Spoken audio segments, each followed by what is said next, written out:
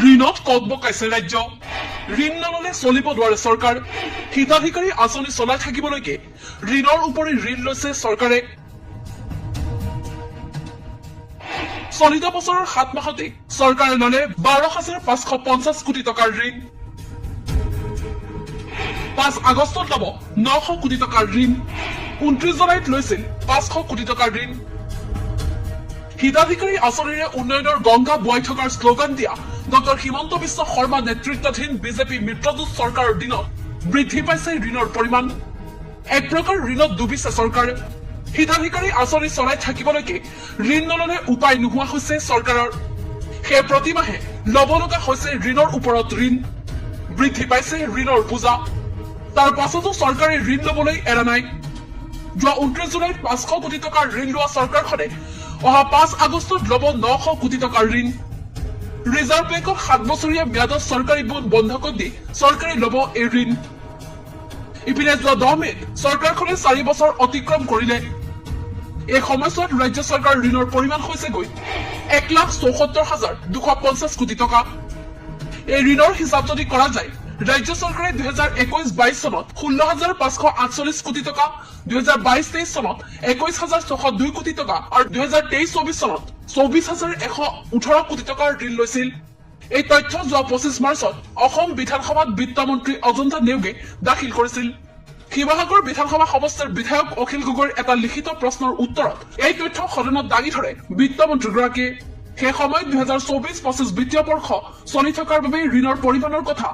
উত্তৰত উল্লেখ কৰা নাছিল বিত্তমন্ত্ৰীগৰাকীয়ে কিন্তু 2024-25 বিত্তীয় বৰ্ষটো প্ৰতিটো মাহতে ঋণ লৈছে চৰকাৰে সেই অনুসৰি 22 এপ্ৰিলত 900 কোটি টকাৰ পুনৰ ঋণ লোৱাৰ প্ৰক্ৰিয়া আৰম্ভ কৰে চৰকাৰে ইয়াৰ পাছতো চৰকাৰ ঋণ লোৱা কাৰ্য অব্যাহত থাকে উল্লেখ্য যে চলিত বছৰত ৰাজ্য চৰকাৰে যোৱা 7 জানুৱাৰীত 500 কোটি 28 জানুৱাৰীত 500 কোটি 4 ফেব্ৰুৱাৰীত 900 কোটি 18 ফেব্ৰুৱাৰীত 900 কোটি 25 ফেব্ৰুৱাৰীত এটা পৰ্যায়ত 950 কোটি আৰু আন এটা পৰ্যায়ত 900 কোটি সহ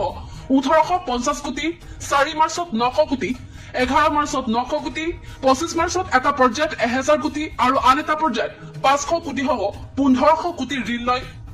তাৰ পাছত নতুন বিত্তীয় বৰ্ষত 22 এপ্ৰিলত 900 কোটি 6 মেত 900 কোটি আৰু 13 মেত লয় 500 কোটি টকাৰ ঋণ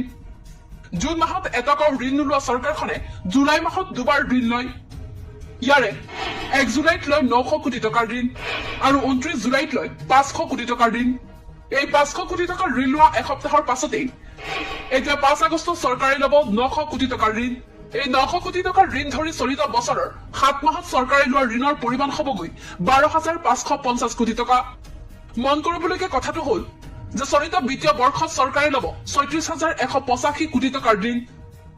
যোৱা 10 মাৰ্চত বিধানসভাত বিত্তমন্ত্ৰী অজন্তা নেওগে দাখিল কৰা বাজেটতে এই তথ্য উল্লেখ কৰিছে ৰাজ্য চৰকাৰে ধাৰাবাহিক ঋণ লৈ থকাক লৈ বিৰোধীয়ে তীব্ৰ সমালোচনা কৰি আহিছে কিন্তু ঋণৰ কথা বিৰোধীয়ে কলে তুচ্ছ তাচ্ছিল্যহে কৰে মুখ্যমন্ত্ৰী সহ আন মন্ত্ৰীয়ে ৰাজ্য চৰকাৰৰ বৰ্ধিত ঋণক লৈ কেগৰ প্ৰতিবেদন ৰিজাৰ্ভ বেংক অফ ইণ্ডিয়াৰ প্ৰতিবেদন আৰু ৰূপান্তৰ আৰু উন্নয়ন বিভাগৰ অৰ্থনৈতিক জৰীপৰ প্ৰতিবেদনতো বাৰম্বাৰ সকিয়নি দি আহিছে তাৰ পাছতো এই সন্দৰ্ভত মৌন চৰকাৰ ঋণক লৈ কোনো চিন্তা নকৰা চৰকাৰখন এতিয়া ঋণ লৈ ঘিউ খোৱা নীতিতহে ব্যস্ত তদুপৰি ঋণ লৈ হিতাধিকাৰী আঁচনি চলাই থাকি ৰাজ্যত উন্নয়নৰ গংগা বৈ থকাৰ জয়গান গোৱাতহে ব্যস্ত ৰাজ্য চৰকাৰ